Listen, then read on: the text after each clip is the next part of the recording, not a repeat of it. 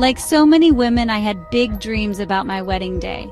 You know the ones: white dress, walking down the aisle, saying my vows to the love of my life. I had it all planned out in my head, every detail from top to bottom. It was supposed to be perfect, like something out of a movie, a day that creates memories that you treasure forever. But when it finally happened, my wedding day was nothing like I imagined. In fact, it was more like something out of a horror movie. Blood and bullets. It was a nightmare that I'll never forget. It all started with Ernesto. He'd approached me one day as I was getting a bagel at my neighborhood coffee shop. He was so confident and he had a wonderful smile. I didn't think twice about giving him my number. We'd been dating for about 2 years, and on paper, he was everything I thought I wanted. Successful, charming, always taking me to fancy restaurants and the hottest nightclubs. He was a successful businessman, and he had the resources to pay for the very best. He showed me the finer things in life, and I have to admit I loved every minute of it. But over time, it became clear that we wanted very different things. I wanted commitment, a family, the kind of relationship my parents had, a stable love that weathers all storms and lasts a lifetime. But every time I brought it up, Ernesto would laugh it off. "We're too young to get chained down with kids," he'd tell me. "And marriage? Forget it." He made it pretty clear he wasn't a fan. I tried to tell myself he'd come around and see things my way. I wanted to believe that we'd wind up on the same page eventually. So I kept on keeping on, hoping that he'd see things from a different point of view. Then, one day, everything changed. It was a Saturday morning. I was at home cleaning when the phone rang. A woman was on the other end of the line. She sounded nervous. She told me she'd been having an affair with Ernesto, and she had proof. Photos she'd taken of him sleeping in her bed after they'd been together. She texted them to me, and my heart dropped into the pit of my stomach. I was devastated. When I confronted Ernesto, he admitted it but swore it was over. He promised he'd never cheat on me again.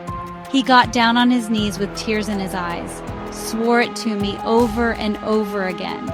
But it was too late for grand gestures. There was no more trust. I felt like the spell was broken, and I was seeing him for the very first time. The true Ernesto, not the man he wanted other people to believe he was. And it wasn't pretty. I knew it was time for me to stop fooling myself. It was time to face facts. He was not the man for me. Just like that, our relationship was over. Finding love again was something I never thought would happen. My heart had been broken, and I didn't want to put myself out there. I didn't want to go through that kind of pain ever again. But life has a way of surprising you when you least expect it. It was a slow process, but I learned to open my heart once more. I just took it one step at a time and tried to expect the best instead of the worst. After a few months of being single, I met David. He wasn't like Ernesto at all. And believe me, that was a good thing as far as I was concerned. He wasn't flashy or gregarious. He was quieter, more serious, more of a homebody than a party animal. He didn't take me to fancy restaurants. Instead, he'd cook for me at home. When we did go out, it wasn't to nightclubs. It was to see a movie or take a weekend hike in the mountains. Many times we'd just cuddle on the couch and watch a movie at home. David wasn't rich, but he was comfortable, and he showed me how much he loved me every chance he got. 7 months into our relationship, he proposed. He did it the old-fashioned way, getting down on one knee. I was over the moon, flush with excitement. I said yes without hesitation. I couldn't wait to be his bride. Finally, I was going to have the life I'd always dreamed of. The wedding planning began, and everything felt perfect. I was so excited to be his wife, to start a family. In my mind, I could see the life we were going to build together, and it filled my heart with so much joy. The morning of the wedding, I woke up feeling a happiness I'd never felt before. My dress was perfect. Long train, delicate veil, everything I'd ever imagined. I got ready at my sister's house, and a white limo waited outside to take me to the church. I felt like a princess. This was my special day, and I prayed it would be everything I dreamed of and more. My sister did my makeup and hair. Everything was tasteful and elegant. I slipped into my dress.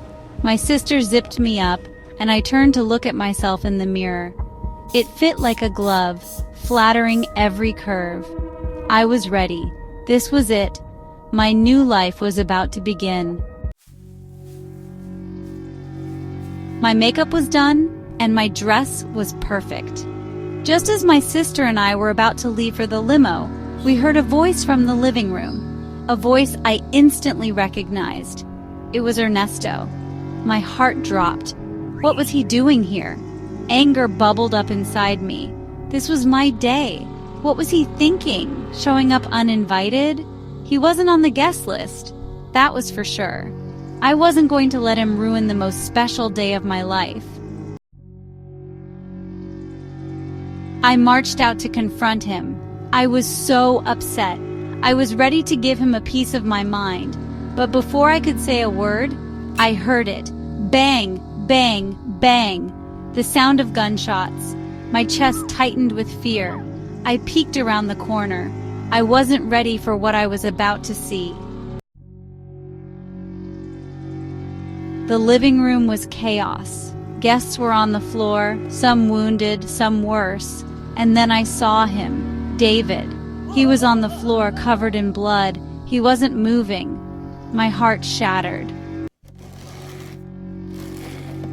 My sister has always been a fast thinker, good in a crisis. I just stood there, numb and in shock.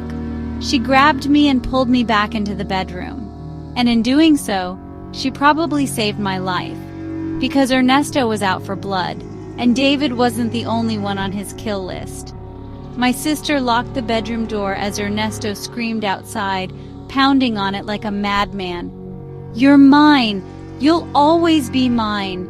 He was acting like I was some kind of possession, something he could own. We called the police, but it felt like an eternity before they arrived. All the while, Ernesto kept screaming, shouting and babbling like a crazy person. I don't know what had happened to him, but he had completely lost it. I'd never seen that side of him before. His fists pounded into the door. He kept trying to break it down. I worried that the door wouldn't hold and he would charge in and hurt me and my sister. I was terrified, not just for myself, but for David. Was he even alive? Finally, we heard the welcome sound of police sirens. By the time they got there, Ernesto was spent and exhausted, too worn out to put up a fight. They took Ernesto into custody. The paramedics worked on David. I watched, my breath catching in my throat. Thankfully, he was alive. Badly injured, but alive. It was a long road to recovery, but he made it. 10 months after that horrific day, we finally got married. It was a small, intimate ceremony, nothing like the big wedding I'd originally planned, but it was perfect. My sister was my maid of honor, and David and I said our vows, promising to be there for each other for all eternity. Married life with David is everything I dreamed of. He's kind, loving, and everything Ernesto wasn't. But even now, in the dark of night, I still get nightmares. I can still hear the gunshots. Bang, bang, bang. I can still see the chaos and smell the fear. I still see David lying there, covered in blood. I still feel the panic that gripped me as I wondered whether the man I love would live to see another day. I can still hear Ernesto's voice, screaming that I belong to him. I wake up in a cold sweat, my heart pounding in my chest. But then I look over and see David right there, sleeping next to me, safe and sound, the love of my life, always there to comfort me. My wedding day was supposed to be the happiest day of my life. I had a vision of what it would look like and how it would feel. Instead, it turned into a nightmare, a bloodbath of terror and fear. But in the end, I got my happy ending. David and I are building the life I always wanted. And as for Ernesto, let's just say he won't be bothering anyone for a very, very long time. Looking back, I've learned a lot from that experience. I've learned that love isn't about grand gestures or fancy dinners. It's about finding someone who truly values you, who wants the same things you do, someone who's there for you, no matter what. I've also learned that life doesn't always go according to plan. Sometimes the things we think we want turn out to be all wrong. And sometimes the things we never expected turn out to be exactly what we need. So, if you're out there dreaming of your perfect wedding day, just remember this. It's not about the dress or the flowers or the venue. It's about the person standing beside you. And if you're lucky enough to find someone who truly loves you, who's willing to fight for you, even when the world falls apart, then you've already found your happy ending.